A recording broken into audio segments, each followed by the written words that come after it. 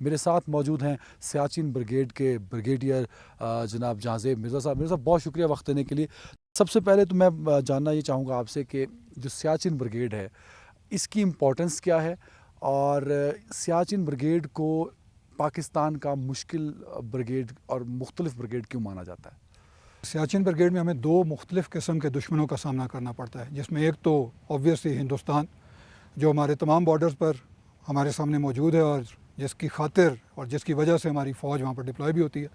لیکن سیاچن کے محاذ پر اس کے ساتھ ساتھ ہمیں موسمی حالات اور زمینی حالات کا بھی مقابلہ کرنا پڑتا ہے.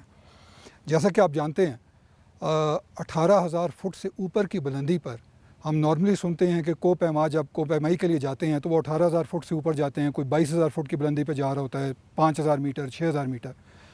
ہمارے پاس اس محاذ میں ایسی پوسٹیں بھی موجود ہیں جو 5,000 میٹر سے اوپر ہیں، یعنی وہ 20,000 فٹ سے بھی اوپر ہیں، کچھ 22,000 فٹ سے اوپر ہیں. اور جب ایسی پوسٹوں پر آپ کو بغیر آکسیجن کے بیٹھنا پڑتا ہے اور ایک لمبے عرصے کے لیے بیٹھنا پڑتا ہے، اور وہ بھی بغیر کسی اسپیشلائزڈ اس طرح کی ٹریننگ کے جیسی کو پیماؤں کو ملتی ہے، وہ ایک چیلنج بن جاتا ہے، چاہے وہ افسر ہوں چاہے جوان ہوں.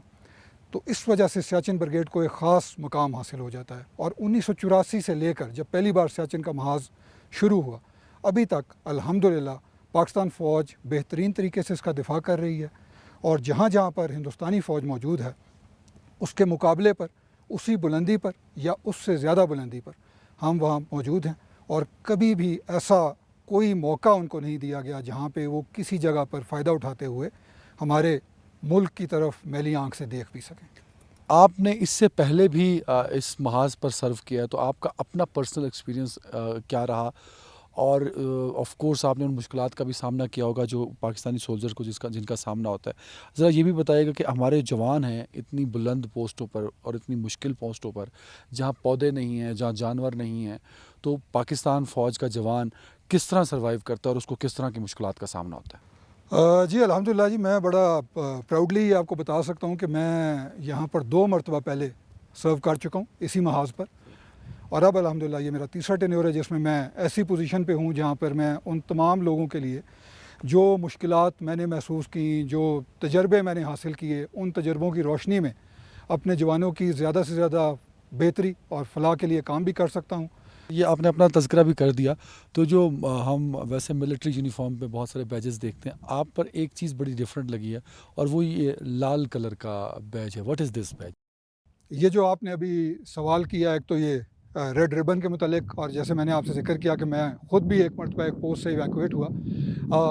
یہ اس وقت کی بات ہے جس وقت ہمارا اور انڈیا کا سیز فائر ایگریمنٹ نہیں ہوا تھا اور فائر ہوتا تھا دونوں ملکوں کے درمیان. سو اسی LOC پر، اسی علاقے میں، اسی محاذ پر ایک بار دوران فائر جب انڈیا ہم پر فائر کر رہا تھا اور ہماری طرف سے بھی بھرپور جواب دیا جا رہا تھا اس کو، تو اس دوران مجھے اصل میں ایک بلٹ انجری ہوئی. گرنیڈ تھا بنیادی طور پر جو آ کر انڈیا کی طرف سے پھینکا گیا، اور وہ میرے بالکل قریب آ کر پھٹا، جس سے میری مکمل دائیں سائڈ کندھا اور سینے کے اوپر گرنیڈ کے سپلنٹرز لگے.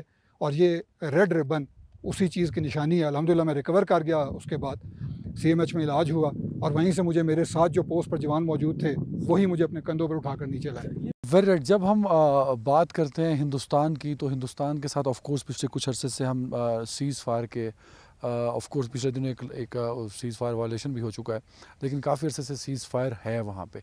تو یہ بتائیے گا کہ جب سیز فائر ہوتا ہے اس کے بعد کیا ہم یہ سمجھیں کہ جو سیاچن بریگیڈ ہے یہ تھوڑا کمفرٹ زون میں چلا جاتا ہے، چیزیں یا اسٹریٹجی بدل جاتی ہے؟ نہیں، کمفرٹ زون میں دیکھیں، فوج کسی بھی وقت کمفرٹ زون میں نہیں جا سکتی. جب آپ دشمن کے سامنے بیٹھے ہیں تو ہمیں یہ سکھایا جاتا ہے کہ آپ نے دشمن کی اہلیت کے مطابق اپنی تیاری رکھنی ہے، کیونکہ ارادہ کسی بھی وقت بدل سکتا ہے. کسی بھی دن یہ ہو سکتا ہے کہ سیز فائر، جیسے آپ نے خود ذکر کیا کہ ابھی پچھلے دنوں سیز فائر وائلیشن ہوئی ایک سیکٹر میں، سو وہ یہاں بھی ہو سکتی ہے. اس وجہ سے ہمیں ہمہ وقت ایسی تیاری کے ساتھ بیٹھنا پڑتا ہے ان پوسٹوں کے اوپر تاکہ دشمن چاہتے ہوئے بھی کوئی ایسی حرکت نہ کر سکے.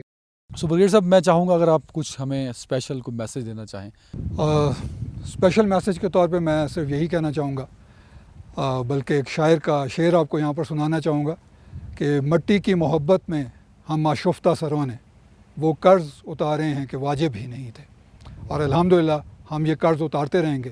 اس قوم کا، اس ملک کا جو ہم پر اعتبار ہے، جو ہم پر اعتماد ہے، وہ قائم رہے گا، اور کسی بھی موقع پر ہم اس اعتبار کو اور اس اعتماد میں کمی بھی نہیں آنے دیں گے، اور جہاں وقت نے پکارا یا اس ملک نے پکارا یا اس قوم نے پکارا، پہلے بھی خون بہاتے رہے ہیں اور آئندہ بھی خون بہانے کے لیے ہر لمحہ تیار رہیں گے انشاءاللہ۔